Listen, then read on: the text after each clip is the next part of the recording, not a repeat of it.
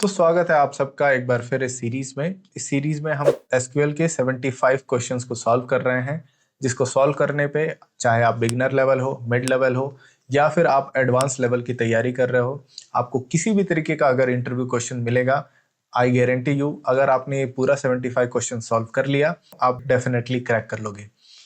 और इस सीरीज में हम क्या कर रहे हैं, हमारे पास एक मालती गौरी करके ई कॉमर्स डेटा सेट है, जो कि एग्जैक्टली जब आप किसी इंडस्ट्री के लिए काम करोगे आपको इसी तरीके के डेटा सेट पे काम करने को मिलेगा। यहाँ पे हमारे पास कस्टमर टेबल है, ऑर्डर टेबल है, क्योंकि ये एक ई कॉमर्स का डेटा सेट है तो उससे रिलेटेड सारे टेबल हमारे पास हैं।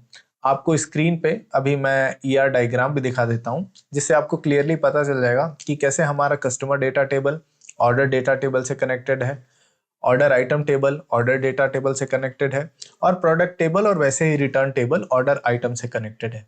और हमको जो भी इंसाइट्स निकालनी है हमको इन्हीं डिफरेंट टेबल्स को देखना है, और कई बार हमको इंसाइट्स निकालने के लिए इसको ज्वाइन भी करना पड़ेगा। अब चलिए देखते हैं अपना दूसरा क्वेश्चन।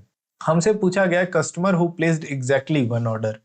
अब यहाँ पे मैं क्या करता हूँ, हमको पूछा गया एक ऑर्डर तो कम से कम प्लेस किया गया होगा, तो हम चलते हैं और देखते हैं कस्टमर टेबल में क्या जानकारी है।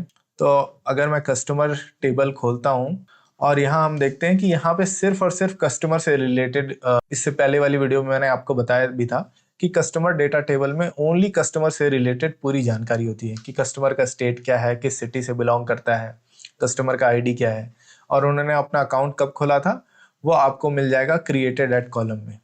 ठीक है, तो हमको कस्टमर डेटा टेबल की जरूरत नहीं है। हमको क्या करना है, हमको यहाँ से मैं ये बंद करता हूँ और यहाँ पे आ जाते हैं। हमको क्या करना है, हमको ऑर्डर्स डेटा टेबल को देखना पड़ेगा। तो मैं यहाँ पे सेलेक्ट कर लेता हूँ एवरीथिंग फ्रॉम ऑर्डर्स टेबल और मैं रन करता हूँ। तो आपको दिखेगा कि हमारे पास कस्टमर आईडी है, ऑर्डर आईडी है, कस्टमर आईडी है, ऑर्डर किस दिन प्लेस हुआ था उसकी पूरी डिटेल हमारे पास ऑर्डर डेट टाइम में है, कस्टमर का जो पेमेंट मेथड, ऑर्डर का जो पेमेंट मेथड था वो हमारे पास पेमेंट मेथड में है, ऑर्डर स्टेटस क्या वो डिलीवर हुआ, शिप्ड हुआ, प्लेस्ड है, उसकी डिटेल है। तो अगर हमको इसमें से निकालना होगा, इस पूरे टेबल में से हमको निकालना होगा कस्टमर जिन्होंने एटलीस्ट मतलब एग्जैक्टली एक ही ऑर्डर प्लेस किया है, उसकी डिटेल निकालनी होगी। तो मैं क्या करता हूँ, यहाँ पे हम कस्टमर आईडी ले लेते हैं। कस्टमर आईडी के बाद हम ऑर्डर आईडी ले लेंगे और हमको पता चल जाएगा उसको। अगर हम ग्रुप बाय कर लेते हैं अपने कस्टमर आईडी को और ऑर्डर आईडी को काउंट कर लेते हैं, और फिर मैं फिल्टर कर देता हूं कि एटलीस्ट जो काउंट है वो 1 होना चाहिए एग्जैक्टली, तब हमको वो सारे कस्टमर की डिटेल मिल जाएगी जिन्होंने एग्जैक्टली 1 ऑर्डर प्लेस किए हैं। तो यहाँ पे मैं काउंट कर देता हूं। अब किसको काउंट करूंगा, मैं ऑर्डर आईडी को काउंट करूंगा एज, इसको मैं एलियस प्रोवाइड कर देता हूं as total order. Okay, total order ले लेते हैं और यहाँ पे हम क्या करेंगे, यहाँ पे हम ग्रुप बाय कर लेंगे कस्टमर आईडी से।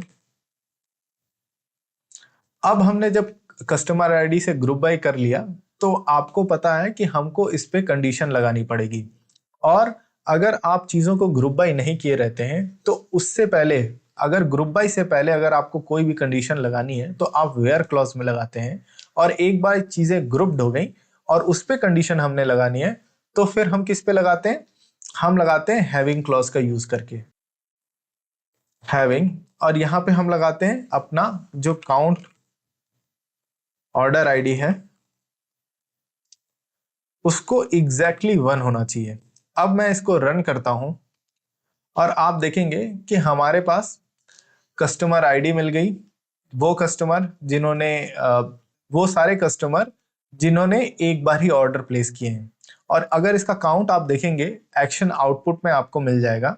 अब मेरा क्या है, रिकॉर्डिंग विंडो छोटा है, अगर आप if you are follow along with my code, क्योंकि मैं आपको पहले बता दे रहा हूँ ये पूरा का पूरा जो कोड है ना, ये पूरा जो डेटाबेस है ये मैंने एक फाइल बना दी है SQL की, और ये डिस्क्रिप्शन बॉक्स में डाल दिया है, आप वहां से वो डाउनलोड कर सकते हैं, आप जाके अपने MySQL पे रन कर सकते हैं और ये पूरा डेटाबेस आपके पास क्रिएट हो जाएगा इस ई कॉमर्स का। So you guys can follow along. तो आप नीचे देखेंगे कि आपके एक्शन आउटपुट में 94 रोज टोटल आए हैं, मतलब टोटल 94 वो कस्टमर हैं जिन्होंने एग्जैक्टली 1 ऑर्डर अभी तक प्लेस किया है। अब चलिए मैं दिखाता हूं कि अगर मैं ये कंडीशन हटा देता हूं कि हमको वो नहीं देखना है कि एटलीस्ट 1 ऑर्डर प्लेस किया या नहीं, और अब मैं रन करूंगा तो आपको दिखेगा कि कस्टमर आईडी 1 है जिन्होंने टोटल 3 ऑर्डर प्लेस किए हैं, 2 ने भी 3 किए हैं, कस्टमर आईडी 3 ने भी 2 किए हैं। वैसे आपको पूरी डिटेल मिल जाएगी। इस पूरी डिटेल में आपको हमने क्या करना है, हमने सिर्फ चूज करना है ओनली 1। जैसा मैंने बताया था, यहां आप जाएंगे और आपने सिंपली हैविंग में जाके अगेन वही चीज हमको लगा देनी है, कंडीशन काउंट। जैसे अगर आपको उसकी डिटेल चाहिए, 3 ऑर्डर प्लेस किए हैं या 2 ऑर्डर प्लेस किए हैं, तो यहाँ पे आप सिंपली जाके ऑर्डर आईडी में दे देंगे। अगर 2 चाहिए तो आप 2 रन करेंगे तो आपको 2 की पूरी डिटेल मिल जाएगी, उस कस्टमर का आईडी मिल जाएगा, वो सारे कस्टमर आईडी की जानकारी मिल जाएगी जिन्होंने 2 ऑर्डर प्लेस किए हैं। वैसे ही अगर आपको 3 चाहिए तो यहाँ पे आप जाके रन करेंगे, आपको 3 का मिल जाएगा। अगर 4 चाहिए, अगर हम देखते हैं कि कोई ऐसा भी, हाँ ऐसे भी कस्टमर्स हैं जिन्होंने 4 ऑर्डर प्लेस किए हैं, तो ये सब आप निकाल सकते हैं। तो आप जाइए डेटा सेट को डाउनलोड कीजिए, उसको MySQL में रन करिए, आपके पास डेटाबेस क्रिएट हो जाएगा और आप उसमें एनालिसिस निकालते रहिए। चलिए कल मिलते हैं एक नए वीडियो में जिसमें मैं तीसरा क्वेश्चन आपके सामने रखूंगा। तो अगर ये वीडियो आपको पसंद आया तो मेरे इस वीडियो को लाइक करिए, मेरे चैनल को सब्सक्राइब करिए। मिलते हैं कल एक नए वीडियो में, तब तक ध्यान रखिए, बाय बाय।